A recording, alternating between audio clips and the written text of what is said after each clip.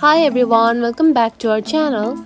In today's video, I'm going to show you how to connect Coinbase to the Coinbase wallet. It is a very simple process, so let's dive right in. First of all, find the Coinbase app on your home screen. Now open it. After opening the app, you will see something like this on your home page.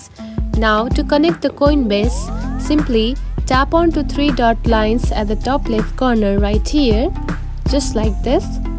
Then scroll down and here you can find the option of Coinbase Wallet.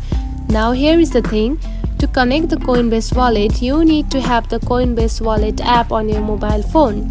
Now first download it if you haven't downloaded yet, and after that simply tap on to Coinbase Wallet right here.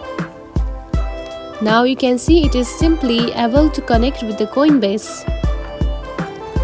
Now connect the Coinbase wallet to the same email account that you have created an account of the Coinbase, and after that you can simply connect it.